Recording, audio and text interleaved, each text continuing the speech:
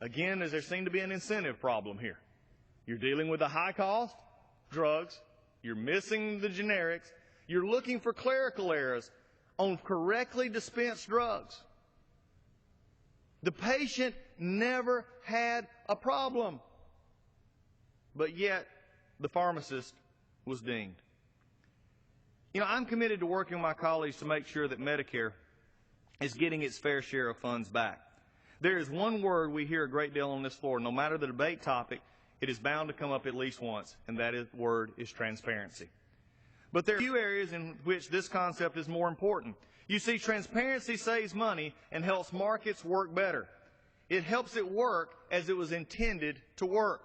Transparency allows plans and payers, including large corporations and governments, to confirm that a PBM is in fact providing the service it was hired to do, to secure low drug cost. Now remember, in this world of regulation, and for those who know me in my short time up here in Washington, this is one of the issues that I have focused like a laser on, in regulation. In fact, tomorrow morning I encourage members, if they're not busy with them, they want to come to a regulatory reform caucus breakfast, come see us. We'll have breakfast there for them, and we're going to discuss the effects of regulatory reform and why this matters. Many times we in elected office, we talk about regulatory reform and why it matters, and it's going to make sense. I believe tonight we've shown how it affects local community pharmacists, and that's something that needs to be looked at. But again, what was the PBM supposed to do? They were supposed to secure low drug costs. They were supposed to secure a better way for our Medicare savings. This is not what's happening. Unfortunately, under today's policies, a plan's sponsor has no way to verify that their PBM is sharing manufacturer rebates or that the PBM is negotiating the lowest possible cost for specific drugs. In fact, recent data indicates the exact opposite is occurring. For example, TRICARE anticipates savings of $1.67 billion by negotiating its own drug prices and rebates for its 9 million beneficiaries rather than going through a PBM. Let me state that one more time, Mr. Speaker. TRICARE anticipates saving $1.67 billion by negotiating its own drug prices and rebates for its 9 million beneficiaries rather than going through a PBM. I happen to be on this floor for the last couple of days and in that chair listening to discussions on our DOD appropriations and the struggles that we're having with our funding for our vital services at our defenses. Don't you think that this is something that we can forward not only in defense but in other areas as well? I believe it is. The state of Texas estimates they could save $265 million by switching to a transparent PBM contract. This is no chump change we're talking about here tonight. Although my time draws to a close, I'm pleased that the conversations are just beginning. The challenges facing independent community pharmacies are great, but the important role they play in our towns and states are even greater. It is coming to a time in a place like this in which we can look forward to solutions that matter. I did not come to Washington, D.C. simply to watch things happen and to wonder why. I came to be a part of a solution.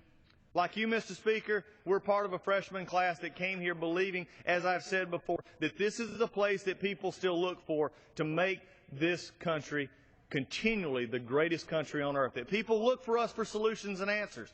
And the way they do that is looking at common sense legislation. They look at common sense solutions that affect them every day. For many, many people in this country, and especially in my home of Northeast Georgia, local pharmacies are a place that sponsor those football teams and baseball teams. They're the places where senior citizens come.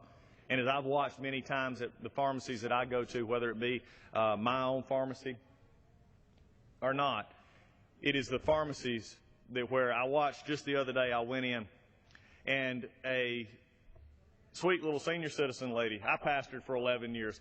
My first church, I actually had 45 senior adults, was my first church. That was all that was there. I was 28 years old, and all of a sudden, I gained all these grandparents. So for me, it was something that I learned a great deal from. But when I watched this sweet little lady come up counter, she asked Kevin about some issues that she was having with her drugs, and she was trying to figure out what was going on.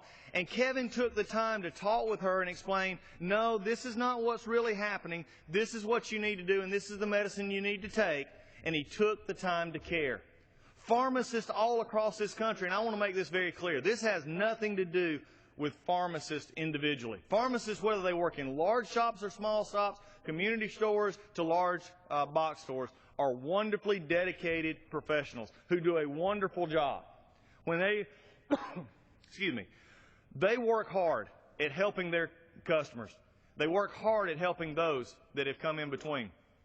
And when we deal in this kind of environment, we make sure that our local pharmacies are the ones that can have a chance to continue to grow and to prosper in their communities. When we have our community pharmacies operating as they should, then we're going to be able to continue the process of making sure that our communities have the pharmacies that they can depend on, and also a transparency that comes with dealing with these PBMs and with the auditing practices which have been really tearing apart our pharmacies and community pharmacies as a whole. I go back to that one statement that my local pharmacist said to me as he was sitting there and he was looking across and he was explaining what I've talked about here tonight about the auditing practices, when he said that if this doesn't change, our pharmacists will be out of business. There won't be any pharmacies left in the community world. For Northeast Georgia, that would be a tragedy. I'm pleased tonight to also see my good friend from Pennsylvania, Mr. Marino, who has been a real leader in this area. I'm a proud co-sponsor of his legislation protecting Hometown Independent Pharmacies Act 2013, and would love to yield to him now to share further on what you've experienced during this time. Well, thank you.